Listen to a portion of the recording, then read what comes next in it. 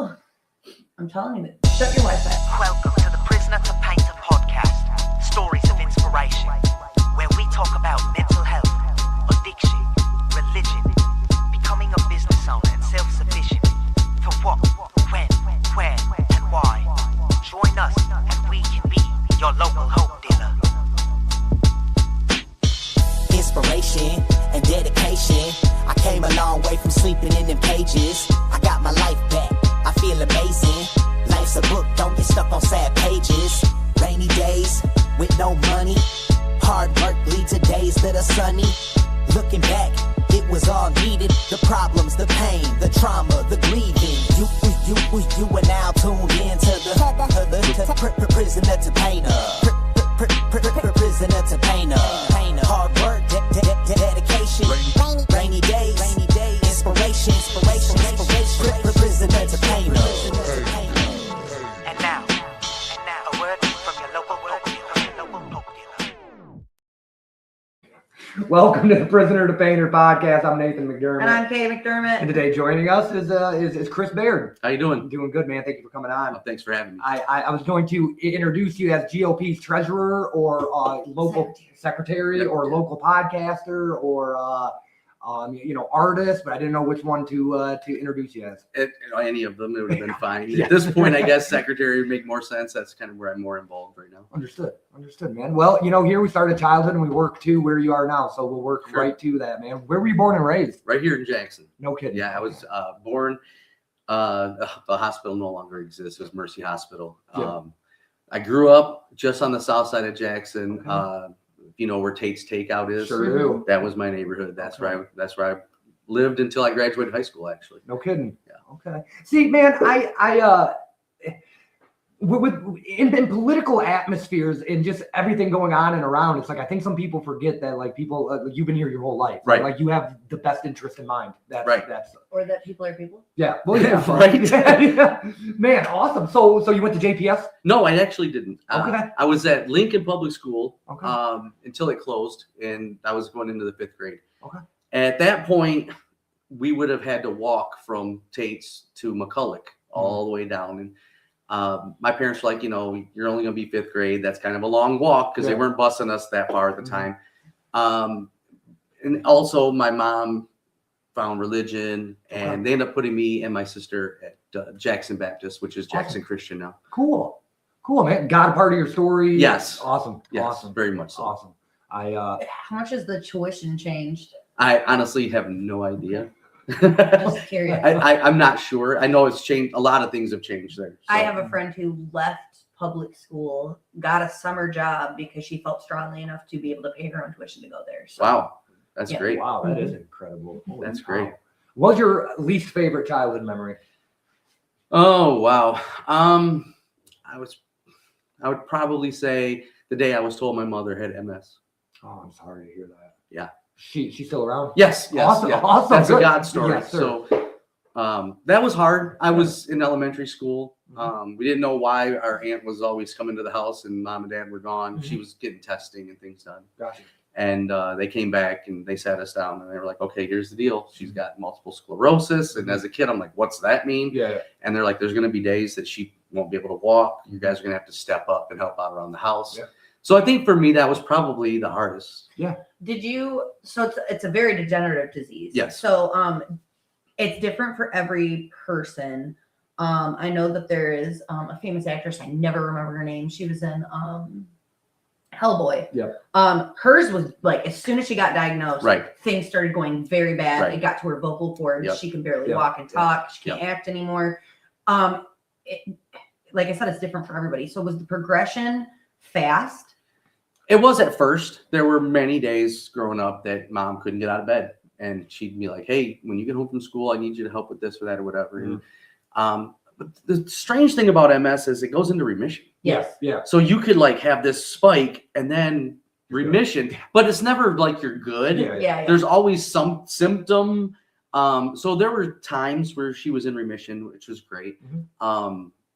It's just weird. My mother always talked to her neurologist and he was like, this is never going to get fixed. And she's like, well, you don't know my God. Yeah. Right. Mm-hmm. And probably about 10 years ago, 12 years ago, I got a phone call from my dad. It's like, hey, you need to get over to the house right now. Something happened. Your mother fell down. She's having a seizure, whatever. Yeah. And she bit through her tongue, the whole 9 yards. Yeah. Took her to the hospital, run a bunch of tests, and a neurologist said, that's it. Your body's shut down, MS1. And my mom's like, no, you don't know my God. 24 hours later, she calls me from the hospital. You need to get up here. When she went in, she couldn't even walk. She's paralyzed from the waist down, bit through her tongue. I show up to the hospital, not knowing what's going on, run in the room, and she's like, watch this. And she got up and walked, and the tongue was completely healed. And beautiful. The doctor came in and was like, I don't know what to tell you other than this is a miracle, because your scans show that your entire spine is one big lesion. You shouldn't be able to even function. Yeah. And to this day, she's up and about. She drives. She works in church. And she runs her own small groups. And so, yeah, that was a huge thing. I was just going to ask about what's the God story about it. Thank you. That's I can tell you 3 episodes that I've cried in, and this was about to be the 4th. That's beautiful. No, and I can tell you each episode and what made me do it. That was beautiful. That was I can't do that. Yeah. I cried a lot. No, I was a baby. No, that's not the goal. You asked. Yeah, no, that's such a phenomenal story, because dude, two totally different things. But God lifted my obsession to drink. It's like, if you give it to him, he'll take it. Absolutely. Like, he will take it every time. Absolutely. Is MS a genetic? You know, they say it's not, but it's always in the back of your mind, right? Mm-hmm. You know, there's times, like I said, I got back problems. Mm-hmm. And when it first started happening and my legs started going numb, that was my first thought. Yeah. You know, there's no signs of it as far as I know. Okay. But then again, you know. I was just curious if it was something that genetic testing could tell you. Yeah, I have no idea, to be honest. Awesome, man. What's your favorite childhood memory? Oh, wow. So many. Just going out, I think, hanging out with friends, having the freedom that kids don't have today. Yeah. You know, you get up in the morning, jump on your bike and take off, and, you know, the day is whatever you make it, whatever adventure you made. Like for me, like I said, growing up where I did, there's a place called Kitty Corral at the end of, Yeah, they closed it. They didn't close it down, but they took some of the ramps out and stuff. Right. Well, back when I was a kid, there were no ramps. It was all dirt. Okay. It was a big dirt course, and we'd go down there and take off, you know. And, you know, just having that freedom to you and your friends figuring out what you wanted to do and making it happen. Yep. You know. That day, that morning. Not having to worry about, you know, who's going to try to mess with you, or is there going to be an adult that's going to try something stupid like today's society. Me and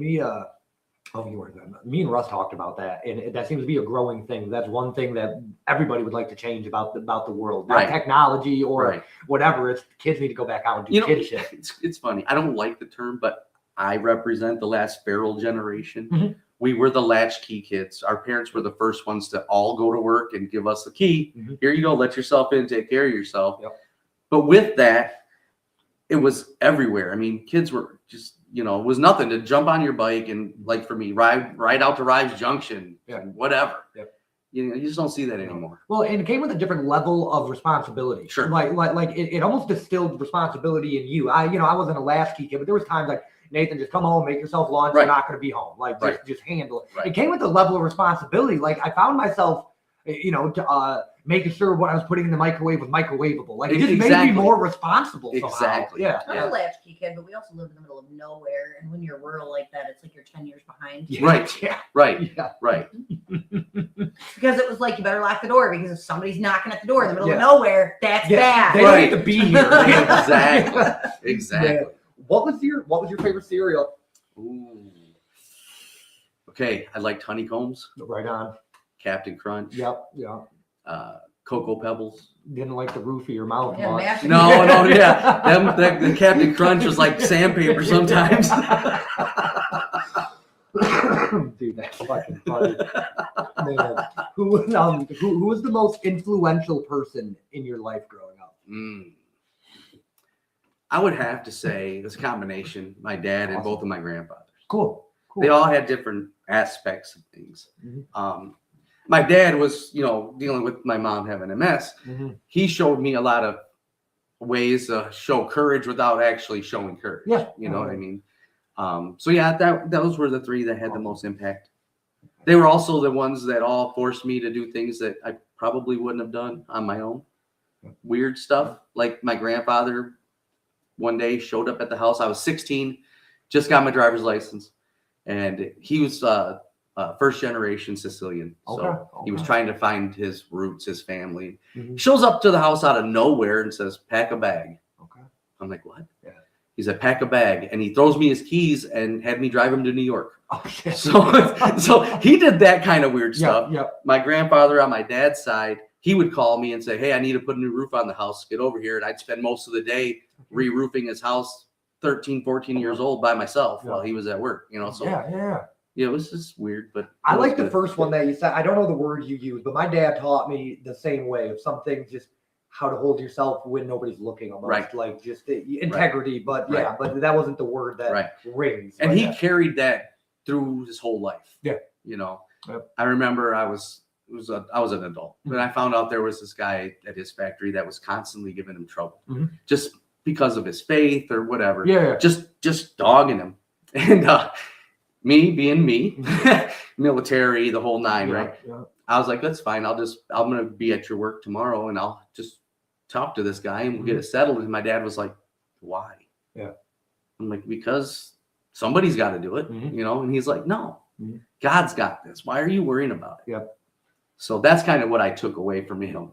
Fuck, me and my dad and your dad would get along, dude. I feel like he just had a similar experience. Like he works at Ford, similar. I'm not a bad, like I'm not Army or Marine. But it's the mindset. That's what I'm saying. I was like, dude, I'll fucking smack him. Exactly. I smack him, but he's the same thing. He's like, it's not your concern. Like he felt like it wasn't even his concern. I'm like, you're the one being. And that's how my dad was. It's like, are you Gen X? Yeah. Okay. So my question is, people say that millennials experienced a big technological shift, and that they were there with old technology while new technology is happening. Right. And then you get to Gen Z, Gen Alpha, and they already have the technology, and then it has been progressing from there. But as a millennial, I've seen, I use floppy disks, VHS tapes, I've seen cassette tapes, all that. So as a Gen Xer, I feel like you have seen more of a technological shift. Crazy because we were the ones that the computer in your home started. I didn't have internet until I was out of high school. It just wasn't a thing. Right? Cell phones were huge. I mean, not huge in everyone had one. They were huge. Literally car phones. Right. I wish that car phones stayed a thing. Right. But you can't anymore because you had to plug them into a lighter, and most cars don't have lighters in them anymore. Yeah, dude. My mom and dad had a Lincoln Continental that it was wired into the battery. It was a phone. I was like, now you just get pulled over because you can't talk on your phone. The first car phone came in a bag. Yeah. And you plugged it in as a backpack. Yeah, you threw it over your shoulder, threw it in the car, plugged it into the lighter. And you're talking and it's like this. Yeah. Right. Also, I remember when the first phone came out that you had to pull the antenna. The thing was kids nowadays don't know about that. Now you watch a war movie and that's what you see. And there's a guy called the artillery. He's got the big thing with the. That's what we had. It was weird. Video games, they came out in my generation. Awesome. I remember going down to Tate's Takeout, and they had Pac-Man in the back, and so just stand there for hours with your buddies throwing quarters into this machine. So Tate sounds like it used to be cooler than what it is now. Yeah, I haven't been there lately. I moved more south of town. But you ain't missing nothing. So how has the evolution of technology changed the trajectory of yours, Never Be Else's life in your generation? Oh, that's a good question. Well, first you have to figure out how to use it when it first comes out, right? Then you get used to it and it changes. You said, you said, I remember cassette tapes. So you'd make your own. I mean, the radio was your best friend when I was growing up. Oh yeah, I've done it. You make those mixed tapes, but then you'd start it, and then the DJ would start to talk, and then you're like, oh, and you had to erase it, start over. And we went from there to CDs, and everybody was like, CDs. And then all of a sudden there was the little tiny, what were those? Nano iPad. The iPad Nanos. There's little tiny, iPods, little tiny ones. Yeah, Nano. I thought he was talking about hit clips. Oh, the little tiny things you put in the little. Oh no, those came later. No, but you the progression. You would spend all your money on all these cassettes, and then all of a sudden, you got to get CDs. Mm-hmm. And then you get all these CDs, and now all of a sudden, guess what? You don't need those anymore because everything's electronic. So it's a constant evolution. Yeah. But with that comes a dumbing down of society. Yeah. You know, I think where we had social skills because we had to face someone, you know, talk face to face with someone. Yep. Today's generation, they don't have to do that. No. I agree, and I also disagree because I think for me personally, that technology actually made it so I could educate myself better than like I couldn't learn by somebody just talking at me, expecting me to sit still for 8 hours. I could not do that, but I can go research and remember anything. Well, and I agree with that 100%. You know, there are benefits to everything, but like everything, there's good and bad. Yeah. Yep. For when you look at it from a social standpoint, right? Yeah. If I had beef back in the day with somebody at school, we handled it on the playground, right? Yep. You did what you had to do. And that was the end of it. And then you go home and it died. Yep. You come back the next day, both of you bruised up, but you became friends because you learned that respect. Yep. Society today is different. No. I couldn't be a kid today. No. Because you can't escape it. And in that, I find it's the downfall. I like the way you said that. No, you can't. It will always be like nipping at your heels almost. So we talked about this when I met you. How has emotional regulation for a child changed since when you were growing up to now, and how is it difficult for kids now with not being able to escape to be able to emotionally regulate the way that you did back then? Parents. Yeah. Flat out. Yep. What's changed is when I was growing up, your parents were involved in your life. Mm-hmm. Even though they were working, they took the time to be involved in your life. Yep. If you played sports, they were there. Whatever you did, right? They were there to encourage you. But also in the house, if you were, you know, having emotional problems, they were the ones that took care of it. Yep. Society today, parents just don't parent anymore. They don't even care. It seems like they put an iPad in front of their kid and they call it a day. Yep. You know, my son is a football coach and teacher at a local school. Awesome. And he told me, you know, there are events where parents aren't even there. Yeah. Like he literally had to walk with a senior on parent day because their parents just didn't show up. Yeah. I feel like that's a privilege issue. There's people who are privileged to have parents currently who are part of their lives, and that back in the day it was less of a privilege because that was the norm. Yeah. And then you know, you have people that they call like crunchy moms. Yeah. Or the helicopter parents. Absolutely. So that I feel like it's not like a singularity, but it's also like depending on the privilege that you have with your family. Well, and some of it I think goes to as well on that regard. And going with what you say, it's like back then, even my mom and dad, for example, I know it's not the same time frame, but when they were there, it was quality time. It wasn't in passing. It wasn't here's a phone, nice seeing you. I'm going about my. No, it was 2 or 3 or 4 hours, or let's be real, maybe 2. But it was like 2 hours quality time playing a board game. It was very interactive. Now they might spend 8 hours, 10 hours with their kid, but it's not like that. It's here's a phone. I'm gonna do my shit, do your shit. Right. Then, if you're all sitting in a living room and no one's talking because you're on your phones, your iPads, or the TV, are you really spending time together? I can do the same thing in a bedroom as a kid. Yeah, exactly. I disagree. We had a huge argument, dude. That's why I said it. That's why I said it. I disagree because I was a bedroom kid. Yeah. I played either outside or in my bedroom. Right. And I feel like being a living room kid is a privilege because there's kids who are traumatized and have different family dynamics to where they don't feel safe to be able to be in the living room with their family. Sure. So I feel like it's just a different perspective based on, like I said, privilege. Right. And back to your original question, what you just said there, when I was growing up, we didn't have so much about everyone else's life. Yeah. Like if you were a child who, like you said, was too traumatic to be in the living room, we didn't know. Yeah. You didn't put your entire emotional status on display. Yeah. Right? Yeah. For a few reasons. One, you realize that the world is a tough place. People don't necessarily care about your problems because they got their own. Yep. And I'm not saying that it's right. Yeah. But it just is what it is. But like, and this is going to sound stupid, but when you have a child who lashes out and does weird things, let's say, let's talk about like furries, for example, right? Showing up in the schools. My son told me a story about a few in his school, and they would like meow like cats or bark like dogs and things. When I was growing up, if you did that kind of stuff, we as children dealt with you, and you didn't come back as a cat the next day. You know, we socially regulated ourselves, which we don't see anymore. So you're saying that I like that take. social hierarchy has changed through generations Yes. and how it regulates. I like that take. I like that take. Kids used to handle it on their own. Now kids don't handle things on their own. No. The principal, the teacher, The whoever counselor, steps in. whoever. Yeah. That's an interesting This is take. going to take me down a whole No, rabbit I hole. know. We're gonna get back to what we're talking about. But really, interesting take. I like that. Master Tenga. Hi from Saginaw. Bro. Hi from Saginaw. So we got some people watching from That's cool. out of city. That's cool. from That is Twitch. cool. Yeah, I know. High five. I know. We're getting there. So I know you got a long story, and I know no matter what, I'll never get through everybody's whole story. No, So I would love to have you on again to actually get you more of your story. Because I'm going to harass you. Is what you're saying. But all in all, did you have a pretty good childhood? Is there anything from childhood that sticks out that you might just want to share? Something that maybe people don't know about you? Well, let's see.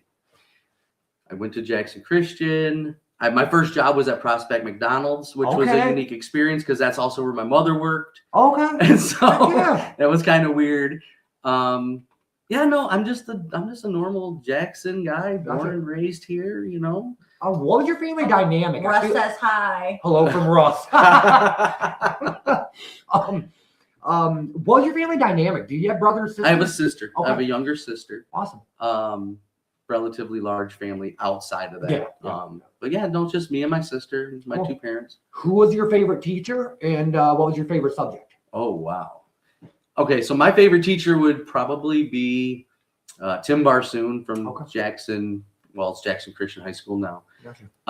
He taught me English, which wasn't my favorite subject. Yeah. But I loved the Michigan history class I took with him. Cool. And drama. I was in the drama department. So now learning that surprises me. You, Jared Hopkins, and who's the third people? I'm like, there's no George Lyons is a showman, but he's never. I'm like there is that. Sorry. No, you're fine. Cool. That's surprising. My question with drama is a couple questions actually. Was it like the history of theater, or was it like you actually did like both.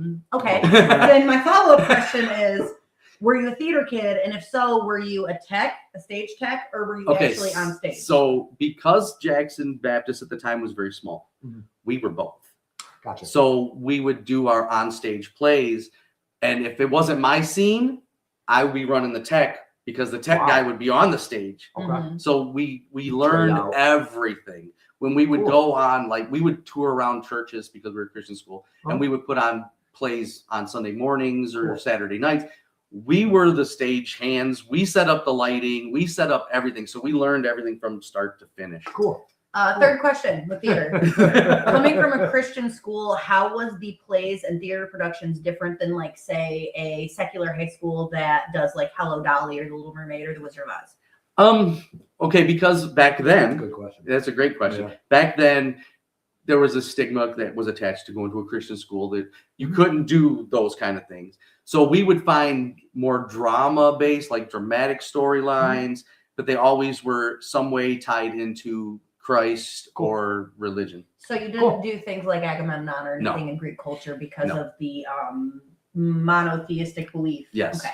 Yes. And it's not that I didn't agree with it at the time, because there were a lot of cool plays we could have done. But back then, that just wasn't accepted or the norm. Right. Well, when you keep bending and bending and bending, eventually it breaks. And I'm just saying that in society, the church, or even the government, we just keep bending our rules so much. Eventually, it's like, what the fuck's a rule even meant for? So, I guess what I'm saying is I understand why a church would be like, or a church or a Christian school would be like, nah, we're not going to do that. Did they do dances, proms, high school normal experience? We did not have dances. Sports? We didn't have dances. We had banquets. Okay. Where we would show up dressed up just like you would for a prom, but it was a full like spread. It was like going out to fine dining. Mm-hmm. So you and your date would go and you'd sit at the table with your friends, and they had servers that bring you all your stuff. So you clear your mind from anything but fine dining and breathing. Yes. And then you would have like a speaker or whatever. And then afterwards, everyone would go do their own thing, you know. That's cool. You went in the military? I did. Okay. Did you go right out of high school? Shortly thereafter, Okay. I graduated in 1990. Okay. And by February of 91, I was in the Navy. I was doing boot camp in Great Lakes, Illinois, just outside of Chicago in the middle of the winter, which sucks. But so I did that during the Persian Gulf War. Awesome. I was on the USS Kalamazoo, stationed out of Norfolk, which was a battle oiler. So my job was, I was a bosun mate. So one of my jobs was to stand watch at night to make sure there was no other ships that we were going to collide with. Drive the ship at 18 years old. You're out there driving a ship. We also had basically fuel lines. So a ship would pull up next to us. We would shoot a line across, tie the ships together, and then run the fuel lines over and keep going. And we'd be refueling them while we were moving. So yeah, it was a unique experience. As a member of the Navy, did you take the SFAD? Yes. How has it changed since you took it? I have no idea. You only take it once. Yes, but I feel like that maybe things change. I'm sure they have. Okay, I was curious. But I wouldn't know. You only have to take it once, and just like anything in the military, right? You get it done. You don't think about it, it's over. And that's kind of something they instill in you, especially when you go, like for me, after the Navy. I ended up joining the Michigan National Guard right here in Jackson, the 1461st. And I did that, till probably late 2000. Because I can remember like clockwork when 9/11 happened. Mm-hmm. I was working third shift at the prison at the time. Okay. So I was home and my wife was like, you need to turn the TV on. She woke me up. I turned it on. And like I said, I'd just been out of the military for about 8 months. As soon as I saw that, I was like, I got to go back in. Mm-hmm. Yeah. Because what hit me wasn't so much, you have wife and kids. It was like these people that I've trained with, that I served with for the last 8 years, they're going and I'm not letting them go alone. Yeah. So I instantly went and joined back up, re-enlisted. And within a year and a half after that date, I found myself heading to Taji, Iraq. Man. I want to ask more about this. That's my next question was also about it. No, okay, perfect. Then let me tell my quick story real quick, because I think you're going to get a good chuckle out of this. My uncle was in the bombing of Lebanon. He was a Marine. My Uncle Joe was an underwater welder for the Navy. They never did nothing together. I remember this one Christmas, my Uncle John saying something, he's a Marine. He said, no, we only call the Navy when we need a ride. Right. And they pull up on their boats. And oh my God, my uncle, it's not a fucking boat, John. It's a ship. Right. I know that. I've heard that once or twice. Like, dude, I am like a kid. I'm like, I just loved that. I was enthralled by there's them. always this animosity between those. Yeah. When I was in the Navy, Yeah. we had Marines that were, stationed on base, and they would say the same thing. Yeah. We only need you when we need a ride. Yeah. If you're cynical and you like to not be the guy getting put down, you come up with other responses like, sure, a ride, but we also take you to your funeral. Yeah. And so I'm taking it by my friends. That's funny. That's funny. Well, I do want to say sincerely from us to you, and I will speak for people that I don't know. Thank you for your service. Thank you. Seriously. Thank you. So as an adult in service to our country, witnessing 9/11, maybe not like actually physically there, how did it affect the culture and services? Also, how did it affect people not directly in New York? Yeah, because you've seen it before and after. And you also were in service during the time of the attack. So the people in New York, they dealt with things that no one else had to. Let's just call it what it is, right? Yeah. That's like saying somebody pulls up in your backyard and blows up a car or something. Mm-hmm. It's going to affect you and your neighbors differently than someone out in rides. Degrees of separation. Yeah. Right. Yeah. Yes, sir. But what happened was the country, when you think you're invincible and then somebody comes up and punches you in the face, you realize you're not as invincible as you thought. That's what the country went through during 9/11. There was a lot of recoil. How did this happen? How could this, what did we miss? What did we do wrong? It could never happen to a us. lot of legislation came out because of that. But what you saw was this mass influx of people joining the military because they felt like, hey, it's too close to home. I got to do something. Yeah. Right. Mhm. Yeah, how has the military or armed services, just kind of piggybacking off that, how has it changed from 18 to when you went back, 8 years later, so 26? It hadn't changed a whole lot then. Understood. You don't really notice the changes until it's too late. I got you. Right? It changed a lot with society after I got out. Like Understood. my son joined the Marines, and his situation was completely different than mine, just because they were looking at things from a different perspective because of societal changes. Looking through a different glass. So they changed how they did things. When I was in boot camp, you were getting slayed. You were doing push-ups all night long. They did not Cleaning care. the latrine with a toothbrush. Right. No, that's true. Yeah. That was a thing. They did not care. Like I said, Great Lakes, Illinois in February, freezing cold outside. Didn't care. We got worked out inside our barracks dorm, so much so that the humidity level rised to the point where sweat was dripping off the ceiling. Oh, dude. And they did not care. Yeah. Now they can't even do that. Yeah. So there's a lot of changes in that regard. My uncle says that, he was, trained to be a Marine, and my cousin John Henry went in after him. It's just two different levels of grit. My Uncle John, just same as you, gritty motherfucker. My cousin John Henry, not as much. I love him. He's Like not 80 versus 400. Yeah, well, he's Right. not And I'm not taking anything away Yeah. from the current, service members. I'm not. It's just that society changes things. Well, when my Uncle John said you actually had the potential to die in boot camp, Yes. and now you don't, that Yes. just said it all to me. Like you could have died back then. Now you're probably not going to. Back then, when you were doing certain exercises, they were shooting live rounds. Mhm. Now it's just simulated through speakers Got and explosive, like improvised ordnance. Gotcha. What was your first job out of the service? Non-service related. Non-service related. After I got out of the service, I was looking for something to do.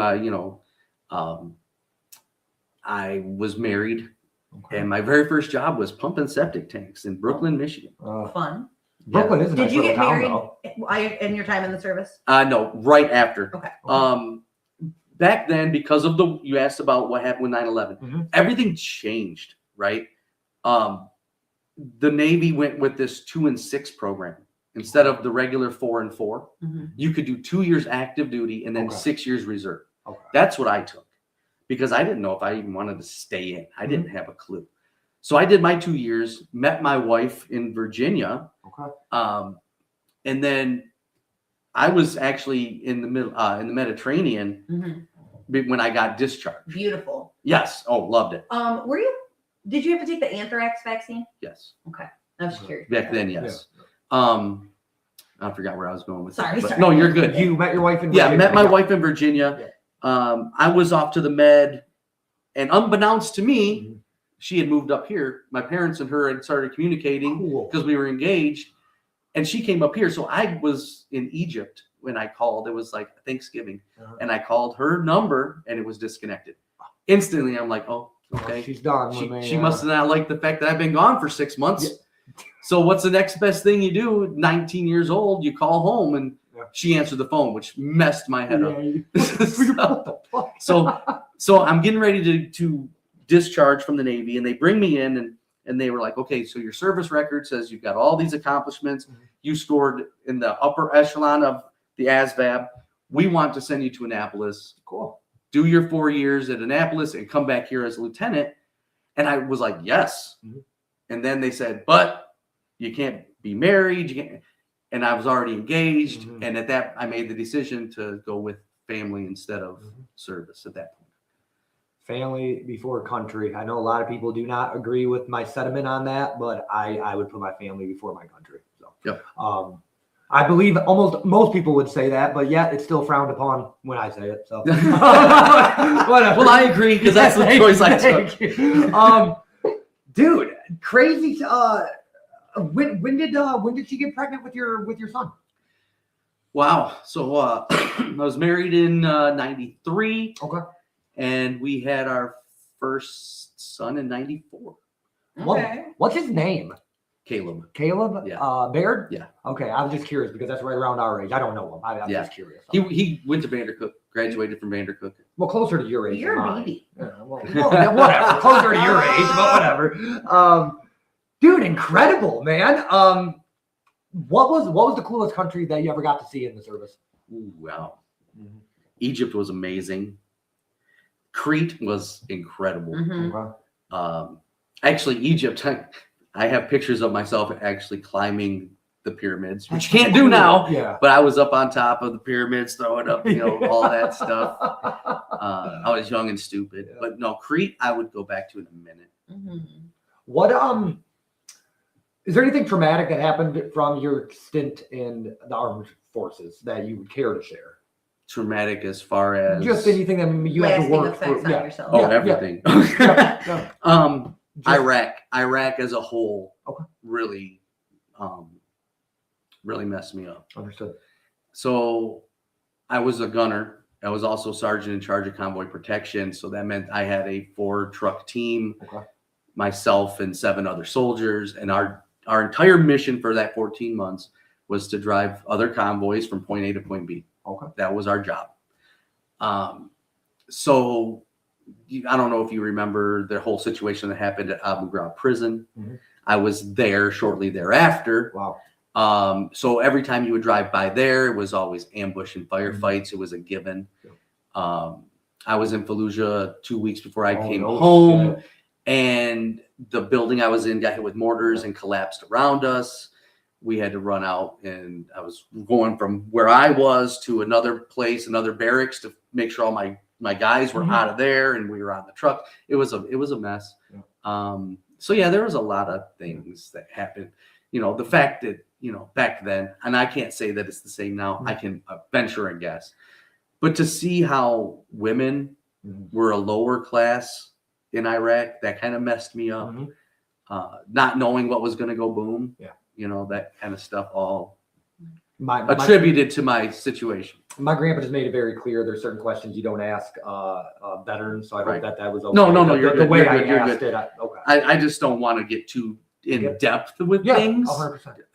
I mean, there's things we off camera we could probably talk about, but just to say it here with people watching, you don't know how it's going to affect them. Yes, trigger warnings. Yes. Yep. So Chad Rouse got to come on. They call him Cookie. He's probably one of my other favorite interviews. I really liked it. He got back from Afghanistan, Iraq. He said that when he got off the plane, he just stood there and he said he hadn't seen colors in 2 years. And he said that was one of his favorite things. That was one. Oh, was it Ward that said that? I apologize. So he went to Washington and was like, whoa! Yeah. Right. Yeah, so he got back from, he was Army, Chad was, I guess they both were Army. But anyway, he said it was all sand over there. He said that there was no color. It was until you get up north, which I discovered as doing the job. Mm-hmm. Once you get in northern Iraq, it's like going up north. No shit. Yeah, pine trees and everything. It's crazy. From sand. Wild turkeys and everything. I'm gonna try to word my question appropriately without sounding biased. Well, just say biased. Well, yeah. Now that you put it out there. How does your experience in service and the mental health struggles coming after, and how you've seen women were a lower class, affect your influence your beliefs, and how does that resonate with being a part of the Republican Party? Okay. It's kind of, I'm trying to unpack your question. Let me start. It seems like conflictual values, where I have noticed sometimes that mental health is not something that gets put as a precedent with a conservative party. So how has you struggling from your experience in mental health affect your political alignment? Okay, great question. Mm-hmm. It doesn't. The reason is I understand that the Republican Party, the conservative party, is about you bettering yourself, not asking for a handout, not asking for special treatment, right? Mm-hmm. There are programs through military service. You can go to VA, you can get counseling, you can get all those things. That's not a political, to me, it's they don't go hand in hand. Okay. Understood. Yeah. I'm just curious because I have heard some people speak and their values seem ill-aligned with prior experiences that you're describing. And I was curious how that resonates with your morality and political views. Yep. Well, and I guess sometimes I have the problem. I'm not speaking for you, that I just assume all you guys are exactly alike. No. Because and I've come to that conclusion. Like really, I was like, wow, I was totally wrong. So like I just had that assumption. Right. So I mean, it's like everything. I mean, it's not just this doesn't just fall on the Republican side. It's Democrats as well, right? You have far left, you have far right. The vast majority of people in both parties will tell you the far left and far right are crazy. Yeah, most of us are. They are nuts. They'll tell you that. And if they don't, then they're lying to themselves because there is such a wide spectrum. Okay. Yeah, because I'm glad you said that, because I feel like the internet and news is like it's us against them. It's us against them. And then now in real life, in front of my eyes, I'm like, I'm hanging out with Republicans and Democrats in the same room, not just like here, like in the same room. Right. You know? Well, let's backtrack for a minute. You said media. Yeah. Our government has used media as propaganda for decades, right? And they still do it today. Yeah. How do you know? Watch MS Now, watch CNN, and watch Fox News. Yep. They all hit you with the same story from a completely different politicized angle. Case in point, in the Navy, the Persian Gulf War was over. I don't know if you remember, shortly after, Saddam Hussein took hostages. I'm in a hotel room in Virginia Beach on leave for the weekend, just chilling. I'm flipping through the channels and I saw my ship on TV. And I'm like, what is this? I stopped, and the news broadcast at the time said that my battle group was less than 24 hours from the Persian Gulf. As you're sitting, as I'm in a hotel in Virginia. Instantly, I thought, did I miss something? Am I AWOL? Did I miss my route? And then I realized Saddam Hussein was getting his information on our troop movements from CNN. I see. So they purposely lied, and then shortly thereafter, the hostages were released. Awesome. So if that was happening then, you know that same thing's 100%. happening. Oh yeah, 3 different vantage points. Fox, CNN, all of them, same exact thing went down. And somehow it's like that movie Vantage And there's 3 different versions. Yeah. Okay, so political communication. As a communications chair for the party, where do you draw the line between persuasion and propaganda? I don't believe in lying to people for any cause, any reason, right? Our communications that comes out of the Jackson County Party is about what's happening, what kind of events are coming up. I don't get into the whole, like, we're going to spin a narrative thing. Okay. Yeah, I like that about you and even Amador. So I will go both parties on this. When you guys speak, you at least believe everything you're saying. Like, I know when I talk to you, it's like, this is what I believe. Right. And I just respect that no matter what side you're on. Like, really, I do. So I'd like to backtrack to how you got into the political party, because we talked about your time in service, a little bit about childhood, but we haven't talked about the segue into politics. Yeah, and who got you into both as well? Let me add on to that. Did somebody... To be strangely honest, my 6-year-old granddaughter. Right on. Okay. That's what got me into it. I've always been into politics. You know, I've never really truly got myself involved until 2024. Okay. So I remember my granddaughter, well, she was 5 at the time. She came up to me and she was talking about what was going on at school and whatever. And it was just strange, you know, the honesty of children, right? She said, she calls me Pops. So she's like, Pops, why are there so many boys that wear dresses?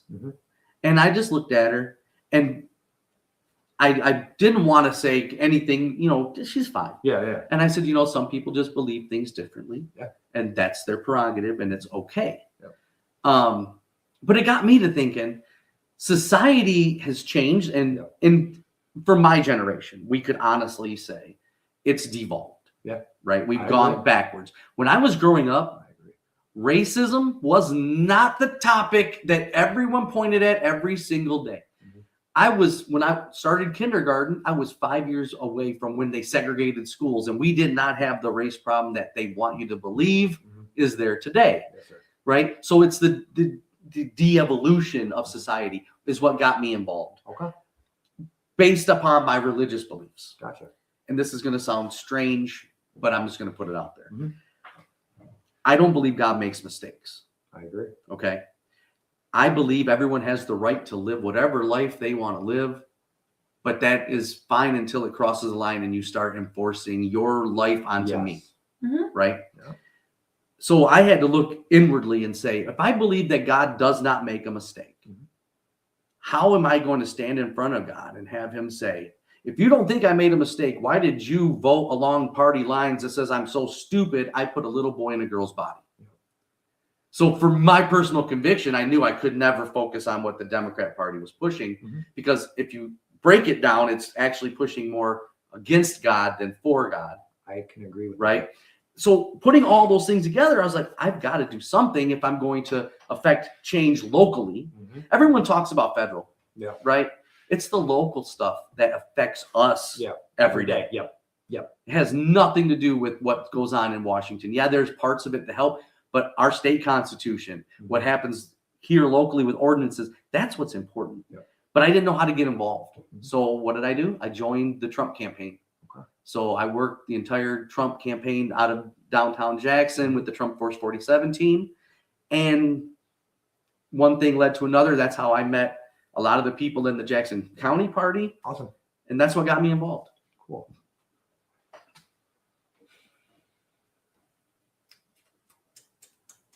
Awkward silence. Did I say something? No, I like something you said. I was trying to get back to, I was like, in my head, I was trying to, We'll have a conversation after. yeah. I got a little bit in it. Yeah. No, that's, that's, Republican Party. No, I like your beliefs a lot. And one thing you said, the devil does not come up here and kill us. The devil makes abortion legal. The devil, well, no, but I'm just saying that the devil comes up here to, he doesn't come up here and kill.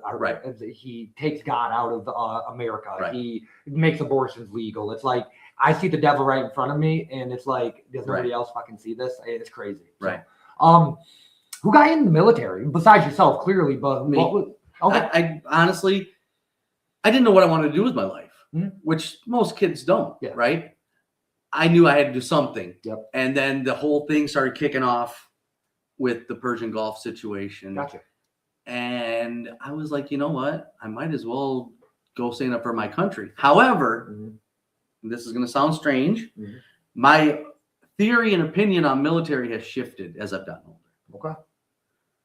I've came to the conclusion that military doesn't necessarily stand up and defend our country. That's just what they say.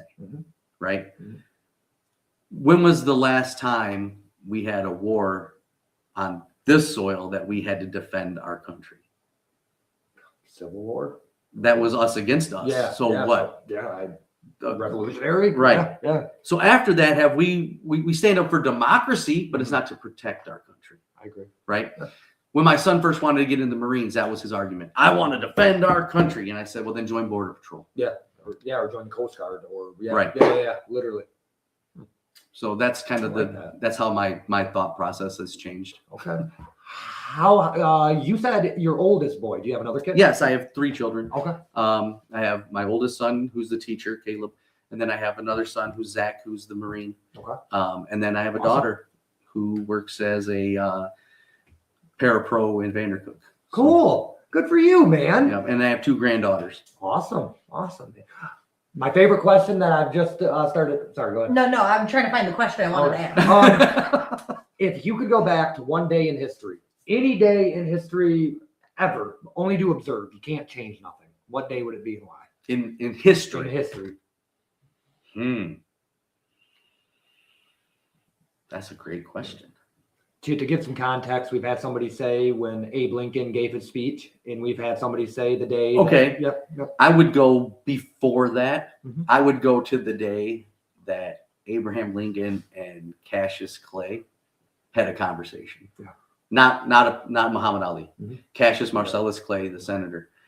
I would go to that day because he basically forced Lincoln to sign the Emancipation Proclamation early. And that would be a conversation I'd be interested in. Love to hear that.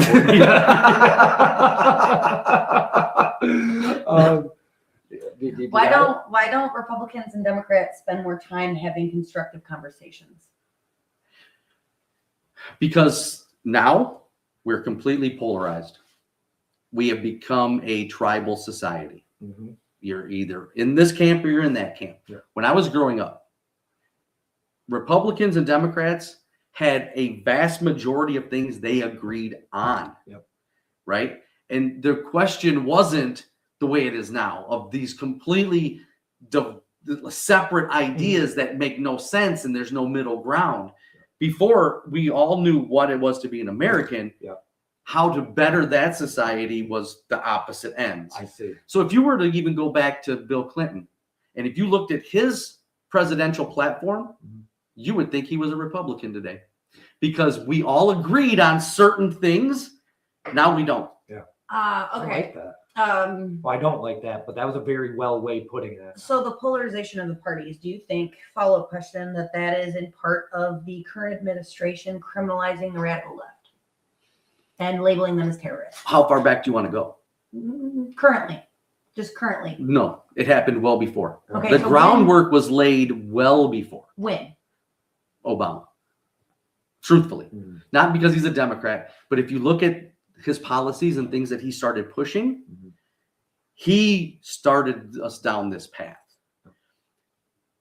Racism wasn't the forefront of everything till he was president. And it's, if you look into the facts of it, he's the one who started pushing the race policies again. I'm not saying there's never racism. Never would I say that. It does exist. But to the level that it was pushed from the federal government, it started with Obama. And just like anything, once you get a ball rolling down a hill, it's going to pick up momentum. And now here we are, decade later, and look where we're at. He started the defund the police too. That was Chief Pittman's one very. He did not like Obama for that. That was it. Like that was it. What is a personal belief that you hold that would upset the Republican Party? Yeah, man, you're trying to get him in trouble. Okay, I'll be honest. The personal belief that I hold that will upset the Republican Party is, if you want to win, you have to find a candidate that can speak to both sides. Yes, sir. Yes, sir. Compromise? I mean, that's what politics are supposed to do, right? If I'm running for office and I end up winning, am I only focused on the Republican Party? No. My constituents are on both sides. I should be willing to look at things from both perspectives. Okay, follow up, because I didn't get to ask a lot of these questions because I wasn't here for Russ's. If someone told you in Jackson that the local GOP doesn't represent them, what would you say? I would first ask them why they felt that way. What is it that they believe that they feel we don't represent? And then I would look into it and actually try to figure it out. We're actually going through something similar to that right now with our party. We have never gotten involved in nonpartisan races. That's just what it is. Nonpartisan, right? Yeah. We're actually at a position right now where we're considering possibly getting involved with the nonpartisan races here in the county. That's God, sorry. Go ahead, Katie. I totally lost what I had. Do you think that your political opponents are mostly wrong, or is it that they're just motivated by different values? I don't think they're wrong as far as their passion. Okay. I think sometimes people lose sight of the facts and focus on emotion. And that's where a lot of problem lies. So no, I think a lot of them lose track of common sense because they let emotion dictate. How does running work? So I just picked this up in a conversation with Russ, so don't quote me again. I'm talking to Russ, and Russ was like, well, they'll have GOP backing them. Or so that in context to me meant, well, they won't have GOP backing them as well. So like it could go either way. Okay. How do you choose what candidates you back and what candidates you don't? Because it depends. From a local party perspective, it's different than a state party perspective. Okay. Right? Okay. Local party is, we're going to back the candidates that are us, so represent the Republican Party. Yes, sir. On a state level, it's completely different. Okay. It really boils down to money. Yeah. Right? Yeah.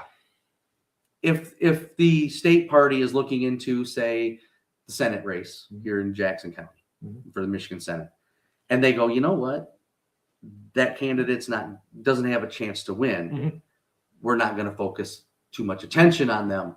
But yet, if we switch over in the same district, we look at the House race, that's a flippable seat. We're going to throw some more money behind there. So it's a strategy. A chess game. Yeah.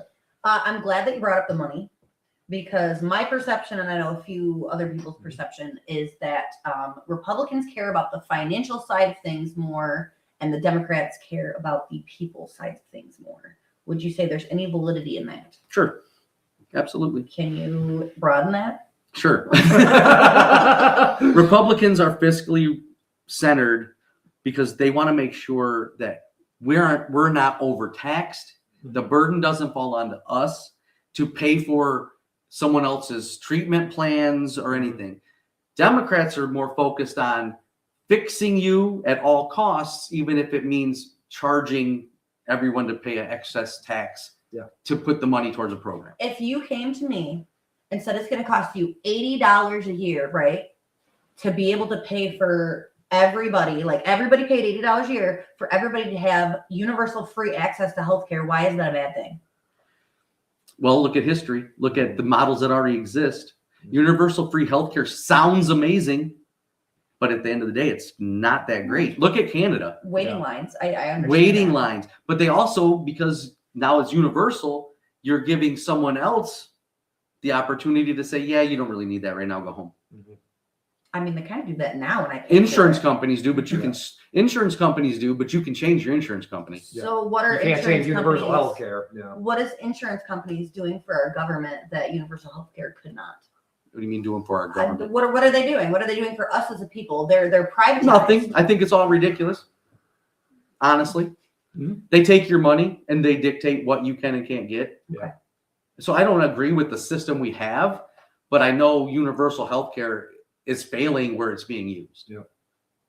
I think a lot of us look at history and some people think, oh, well, it could have worked, when realistically we should say it didn't work and it's not going to work. Right. Let me reframe my question, because my example was a hot button issue. Because you kind of got a little hot there. I wasn't trying to be hot. I didn't take it that way. Why is somebody spending a little more on their taxes? Because we're already taxed to crap. I'm not saying that taxes are a good thing. I'm saying that why is a little extra to benefit society as a whole a bad thing? Not even necessarily just universal health care. No. I'm starting to think of how to word this. Why is it my responsibility? Yeah. I mean, love thy neighbor. I can do that without paying for your medical costs or whatever. Good Samaritan. I mean, but that becomes a personal choice. You can't force me to do it. Yep. So it's like an opt-in type situation. Sure. Everything is in life. If I want to follow the laws, I'm opting in. If I say screw the laws, I'm opting out. Yeah. Everything is that way. So for the government to force you to do something, that's the reason we became a country, because the king was enforcing us to do things. It goes against what founded this nation. What founded this nation is that people were being mistreated, but that's it's a whole different opinion. Wait. Which people? The people that were opposing the king. So we came here, right? Right. So we became a country because we were being mistreated. We wanted our rights. Yes, and our freedom to choose. Yes. So most government plans take away that freedom because they want to force everyone to pay taxes for their programs. That is not freedom. Nope. And then that $80 turns into $100, and then somehow in 5 years. But I'm just saying, those are policy issues that people have the right to have their own opinion on. You asked that question, and it's a freedom thing. So why aren't we throwing tea in the harbor? That's my question. When it was 3% and now it's what, 30? Yeah. Well, that's a great question. Yeah. Why is it written into our Constitution that we have a militia? What is that militia? According to our Constitution, what's a militia for? To avoid tyranny. From who? The government. Exactly. But now what's happened over the course of time? If you do that, you're labeled a terrorist. Oh, yeah. And they come after you, right? We could have a whole conversation on that topic. We could have a whole conversation on tyrannical government. Okay. Okay, so this is a trick question. Okay. Because I wanted to know something that I could. So what is a question you hoped I didn't ask you? Oh my God. Honestly, I didn't have any thoughts on that. I told you when we first met, I'm pretty much open to talk about anything. Awesome. What got you into being an artist, and why did you decide shoes? Okay, so therapy for PTSD got me into being an artist. I needed something that I was able to focus on to take my mind off of the PTSD stuff that you don't even realize you're focused on. So I started just painting as a hobby, and I came across a video on YouTube where a guy was painting shoes. I thought, well, let me try that. So I tried a few, and I thought, well, this is cool. It's kind of unique. So I started filming myself doing it, posting YouTube videos, and that just kind of took off from there unexpectedly. But that's kind of how I got into it. Was just trying to, self-help, I guess, without, using drugs or alcohol to do it. Well, I tried that and it didn't work. So you found a lot of success in it. It seems like. What made you stop? It was no longer therapy. When it reaches a point of it's now a job, It's a hobby. it puts that pressure back on that could trigger people. Takes the fun out of it. It takes the fun out of it. Waking up to multiple, thousands of messages asking about shoes and whatever. It just got to be the point where it was now starting to harm me It instead wasn't of fun anymore. Yeah. help me. Man, what is the name of your show that you do now, so we can give you a plug-in on here? Actually, it's called. Well, I haven't done it in so long because my partner Dave, he started a mushroom farm system, enclosed. Cool. And so he's really focusing on getting that going, mushroom coffee and things. Oh, so like lion's mane and Yeah. okay. The extract. Well, because Jackson just let it. Oh, I know it too. Yeah, I was like, Because we have the I don't remember the name. Is it the psychedelic society? Yeah. Not those kind of mushrooms. Gotcha. I asked him about that jokingly though. Yeah. But it's straight talk with Chris and Dave. But Cool. we haven't done one in a while. Gotcha. There are a lot of different podcasts that I appear on, Gotcha. Under the Oaks podcast and things like that. But Awesome. with being the secretary of the party, there's a lot more that goes on that people don't understand behind the scenes, and I just don't have time to put into. For some reason, you just hobbies. seem like such a public figure to me. Like, I don't know how to explain it. You do. So I don't know why I assumed you still did something. Like, I don't know. I'm comfortable in front of the camera, I guess. So this is a question for me personally because I have fun with it. Are you a conspiracy theorist? Do you believe in any certain types of conspiracy? Depends on the conspiracy, I guess. Okay. Have you ever seen The Last of Us? Because we were talking about mushrooms. So the theory is that the cordyceps type of mushroom, there's a parasitic type of fungi that will take over and reanimate a dying or dead tarantula wasp. And it'll take it back to the nest and put spores to infect others. And that's where The Last of Us goes. We're all going to be mushroom zombies. Okay.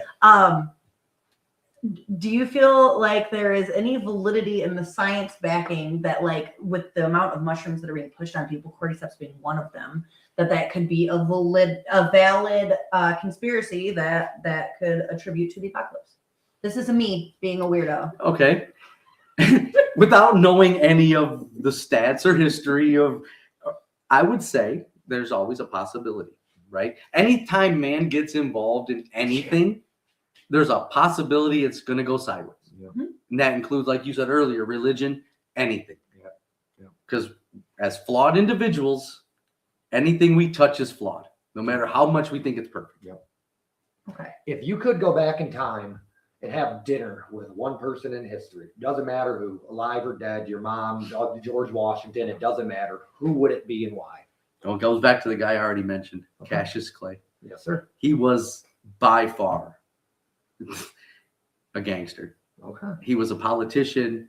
He grew up in the largest, most wealthy plantation in his state and decided he was going to be the most over-the-top abolitionist ever. What would you order for dinner with him? Oh, Thank you. steak and potatoes. How cooked? How will you? Okay, medium rare. Oh no! Cut of steak. Oh wow, cut of steak. That's a good question. I want the table to shake. That's I'm talking back knowing him and myself. I would have to say like a New York strip, Right. Ah, medium rare. See, it's the medium that does it for me. I'm all for the New York strip, but well done. Oh, no. Oh, yeah. No. Table shaking while I'm cutting it, No. dude. If I'm cutting it and it reminds me of shoe leather, I'm not eating that. I'd say a medium Delmonico for myself. Oh, there you go. I like a heavily marbled ribeye. There you go. That's funny. You said you do kind of dabble with conspiracies. What's one that you, I without think- going too deep, okay. that you kind of appreciate? I think we would be remiss if we thought we were the only life in the universe. Yeah. I also think we would be remiss if we thought there wasn't some large primate roaming the country. Yep.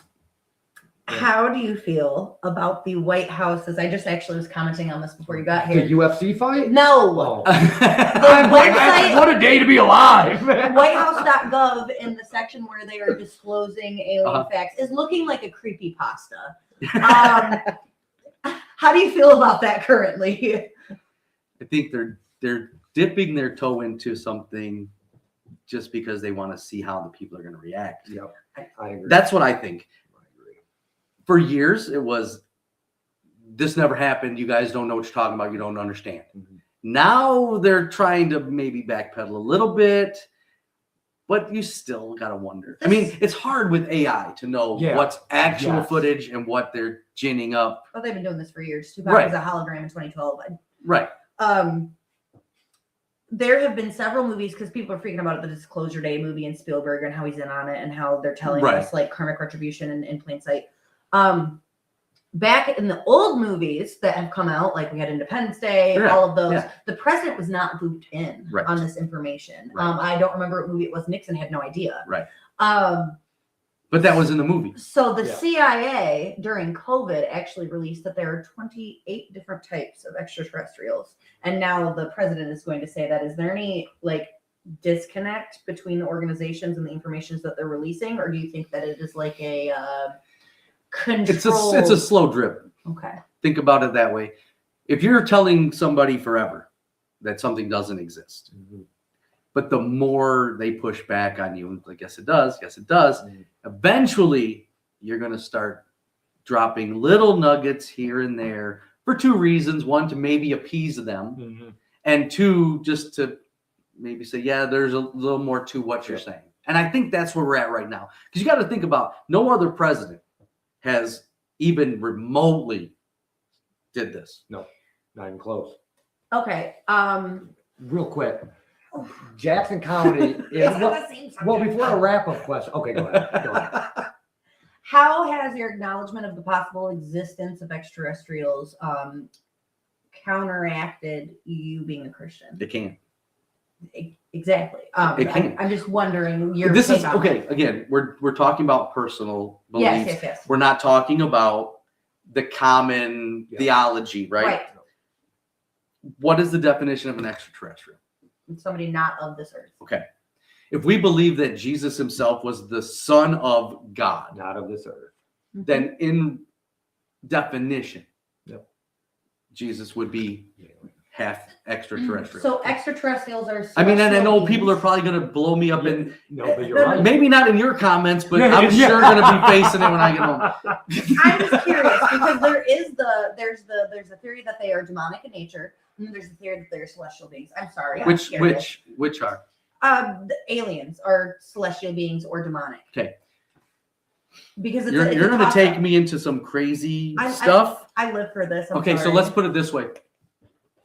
We know that biblically demons are fallen angels, correct? We also know that biblically, if you're called a son of God, or the sons of God, like you see in Genesis, those were the fallen angels, right? So they exist. We're not crazy. We know they exist, but they are all not of this world. So they technically fall under the true definition of extraterrestrial. Yeah. Okay, I'm done. I'm off the subject. But I'm going to ask you something then, since you want to be so about it. I know we're getting ready to wrap it up. You're good. How would you correlate Nephilim to Greek mythology? Like the demigods? Yeah. Yeah, like Hercules. Yeah. Would be a Nephilim. Yeah, but that they were also technically giants, so then it would technically be Titans in the mythology, because the Titans but they're actually from in the earth. So are they? How do they come come about? The Titans or the Nephilim or The Nephilim. the demigods? The Nephilim, which I'm going to argue that Titans and demigods, they're the same. It's just the way we as human beings label things.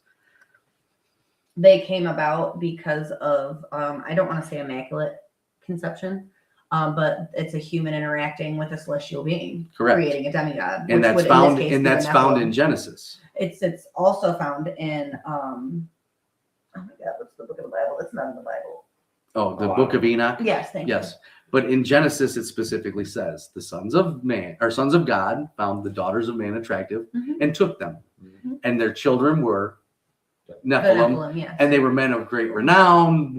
So then that could correspond with Greek mythology, Roman mythology. We talk about Mount Hermon, which then could be misconstrued into Olympus, Mount Olympus. Right. So it's just it's similar it's theological stances, Right. but with different words. But everything comes from one nugget of truth.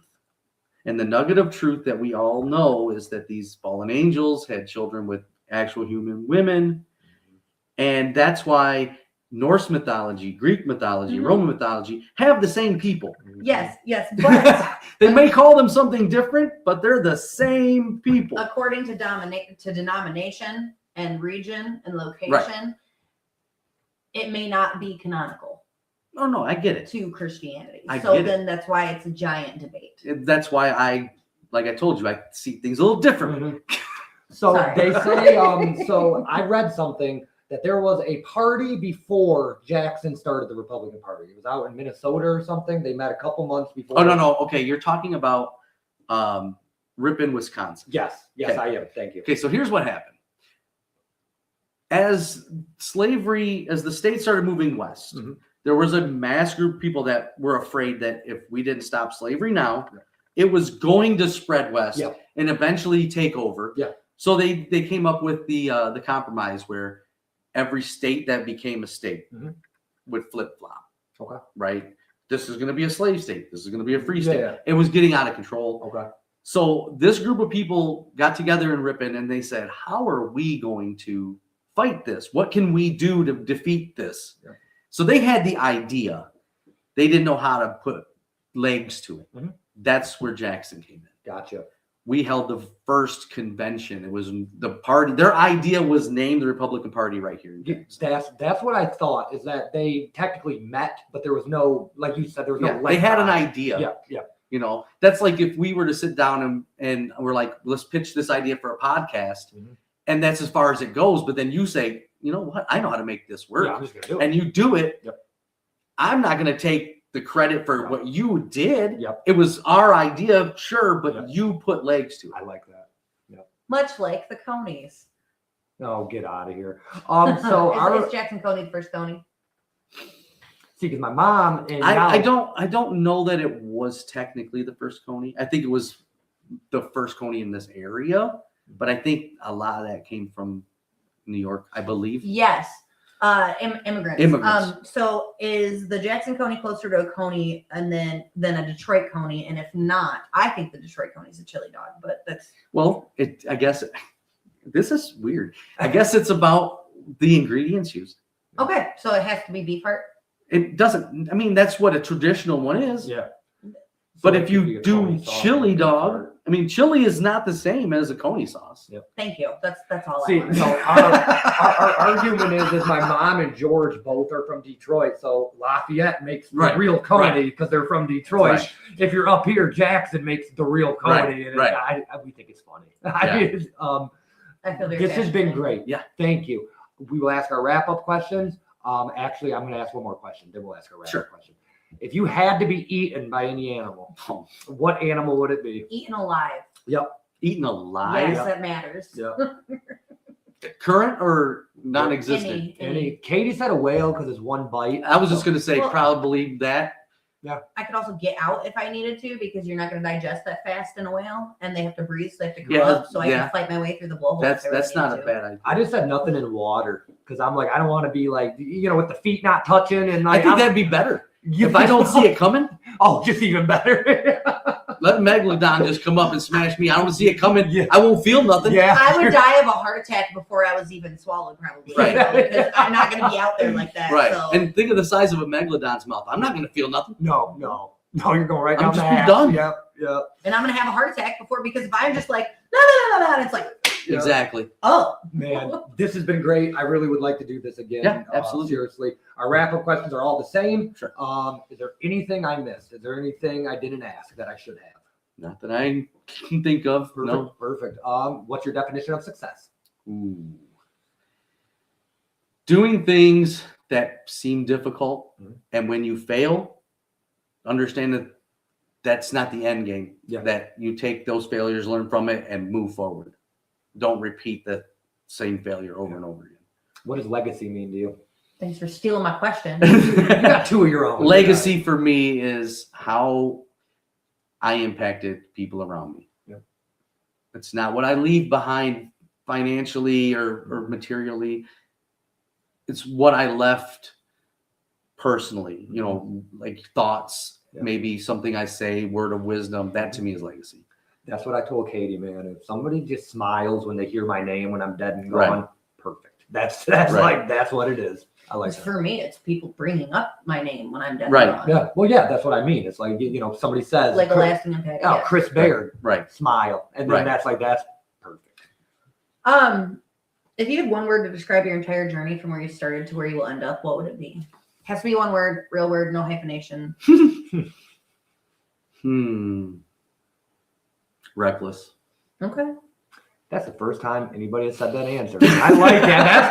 That's the first one. We've gotten some repeats, but I like that. If you now met younger you, and I am specifically not going to say an age range Sure. for you to decide on your own, would you get along with him, and would he get along with you? A lot Absolutely of people miss not. that part. Absolutely not. So you would not get along with him? No, and he wouldn't get along with me. Fair enough.